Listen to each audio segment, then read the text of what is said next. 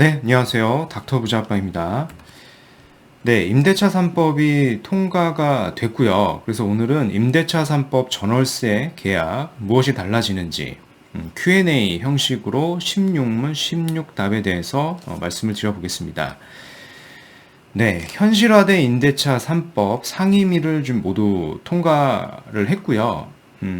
최근에 또 오늘 나온 기사에 따르면 바로 이제 다음 날 내일이죠. 이번 달 말일부터 시행이 된다라고 합니다. 참고로 좀 알고 계시고요.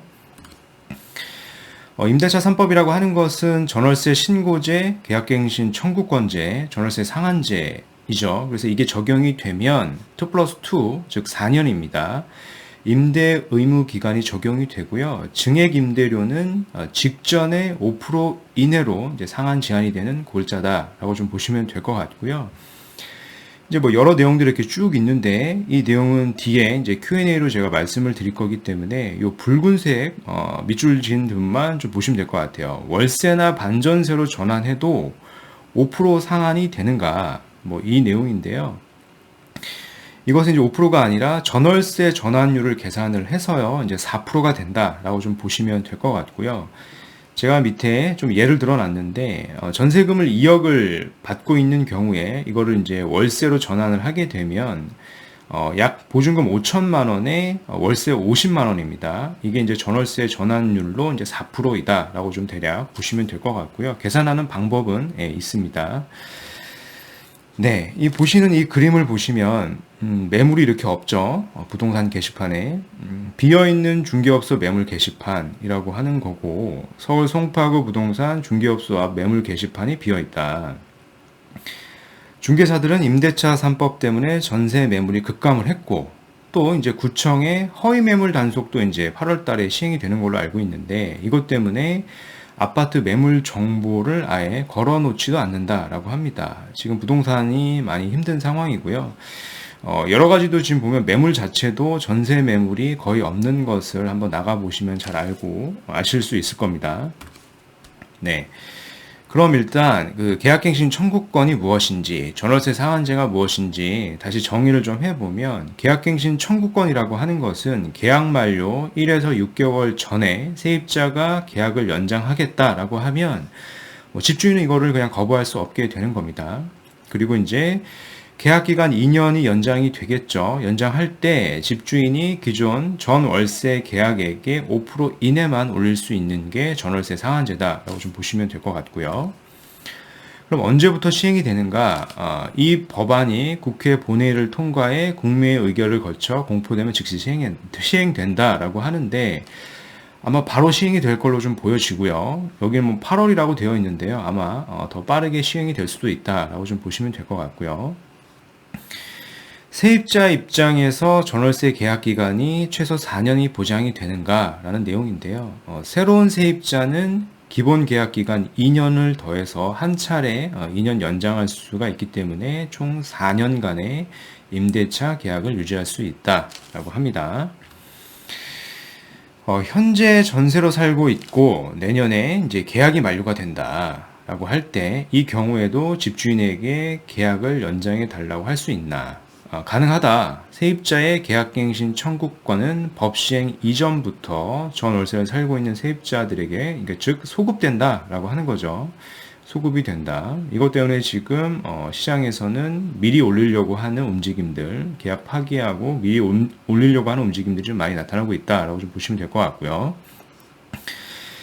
이미 여러 차례 계약을 갱신한 상태인데 또 연장이 가능한가? 법 시행 이후 한 차례 가능하다. 이전에 몇 번을 계약했는지는 중요하지 않고 이후에 한 차례 더 계약갱신 청구권을 요구할 수 있다라고 좀 보시면 되겠습니다.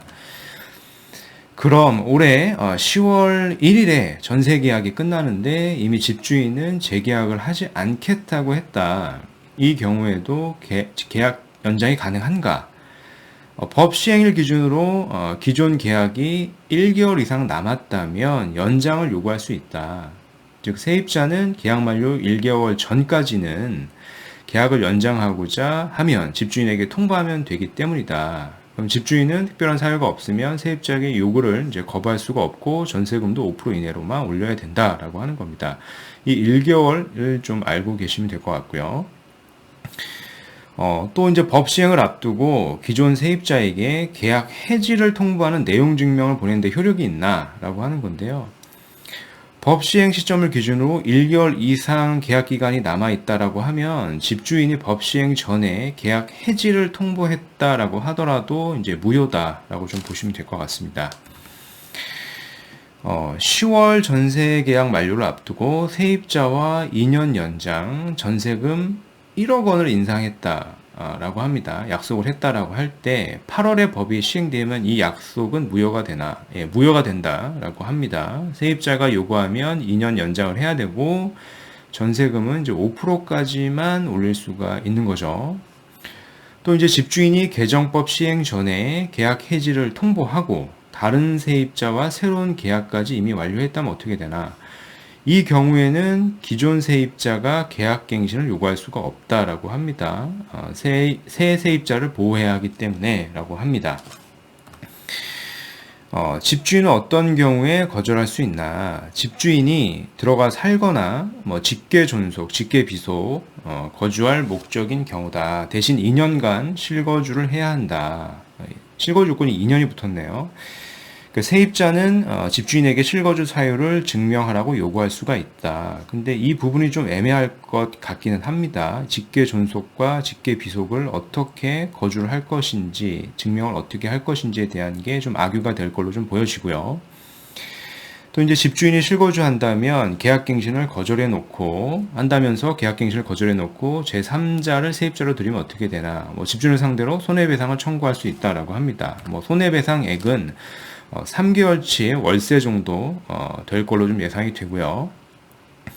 집주인이 실거주 목적으로 갱신을 거절해 놓고선 집을 매각했다. 손해배상인가? 매각하는 경우에는 이제 상관이 없다라고 좀 보시면 될 것 같습니다.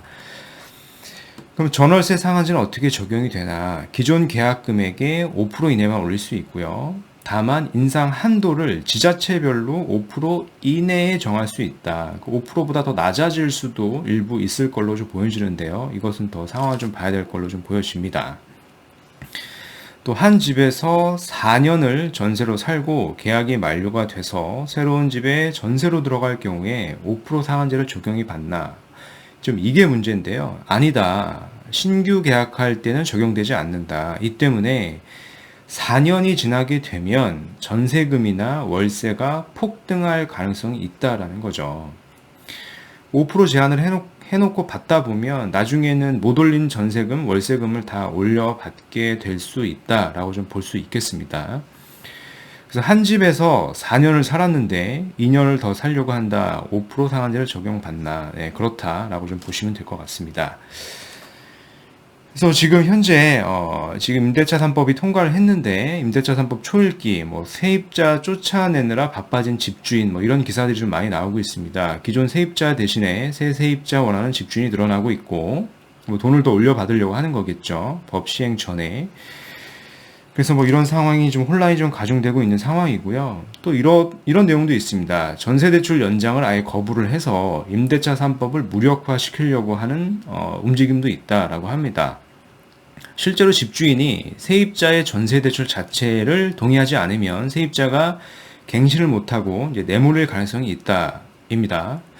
주금공 보증이죠. 주택금융공사라고 하는 보증에서는 세입자를 신용을 기반으로 해주기 때문에 집주인 동의가 필요 없지만 문제는 이 허그하고요. 허그랑 서울 보증은 보증이 필요한 거죠. 그러니까 집주인의 동의가 필요하다라고 좀 보면 될 것 같고요. 그래서 한편 은행권 관계자도 집주인이 전세 만기 때 보증금을 돌려주는데 세입자가 아닌 은행에 반환하도록 하기 위해 은행과 세입자는 질권을 설정해야 한다라고 합니다. 이 과정에서 집주인이 동의하지 않으면 대출 실행이 안 된다라고 합니다.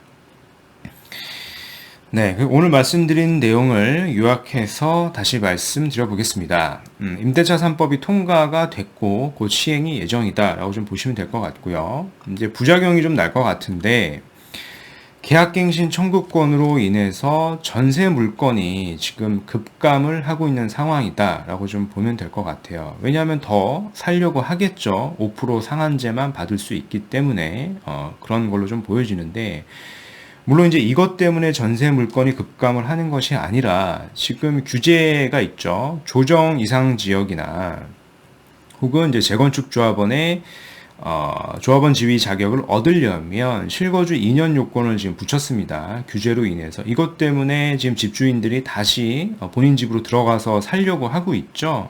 그렇기 때문에 전세 물건은 더 급감할 수밖에 없는 상황이고요.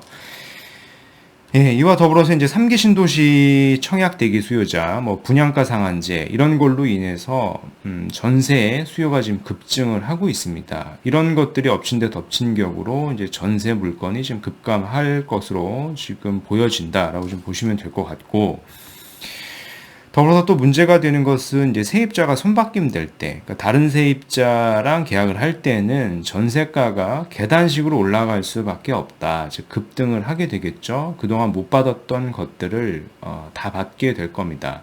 그동안에는 뭐 전세금이 몇 천만 원 정도 오르는 게 전부였다면 앞으로는 이제 몇 억까지도 올라갈 수도 있다라고 좀 볼 수가 있을 것 같습니다. 그래서 아무래도 이제 집주인들은 5%를 받느니 차라리 이제 반전세나 뭐 월세로 이제 전환을 하려고 하겠죠. 물론 이제 전월세 전환율 이제 4% 이내에서만 이제 가능하겠습니다. 그래도 이제 이게 더 이익일 걸로 좀 보여집니다. 저금리 상황이기 때문에 그렇고요. 특히 뭐 이런 상황 속에서 청약도 어렵고 뭐 여러 가지 자격 요건이 생애 최초도 안 되시는 분들은 30대죠. 그런 30대나 실수요자 분들은 그런 분들을 중심으로 패닉 바잉이 좀 급증할 걸로 보여지고요. 그런 분들이 사게 될 지역들은 아무래도 아직까지는 집 가격이 좀 저렴한 노도강이나 금강구 지역에 수요가 좀 몰릴 걸로 보여지는데요. 이들 지역들을 또 잘 선별해서 사셔야 되겠죠. 지금 뭐 전세를 계속 살 수도 없는 상황이고 계속 올라가기 때문에 집을 또 산다라고 하면 최근에 주택 가격이 급등을 했고 주택 가격 자체도 지금 매수하는 것 자체가 좀 부담스러운 가격이죠. 그래서 여러 가지 상황이 좀 고민이 많으실 텐데 잘 판단을 하셔서 좀 하셔야 될 겁니다. 즉 이제 청약을 한다라고 하면은 좀 전략적으로 가능성을 좀 높이기 위해 해당 지역으로 좀 이사를 간다거나 가능성을 좀 높여야 되겠고요. 아예 청약 가능성이 없다라고 하면은 매수를 하셔야 될 텐데 전세를 사는 것보다 매수가 날 텐데 어떤 지역을 갈 건지에 대한 고민도 한번 같이 해보실 필요가 있을 것 같습니다. 네, 오늘 준비한 영상은 여기까지이고요. 제 영상이 좀 도움이 되셨으면 구독하기, 좋아요 한번 부탁드리겠습니다. 이상 닥터 부자아빠였습니다. 감사합니다.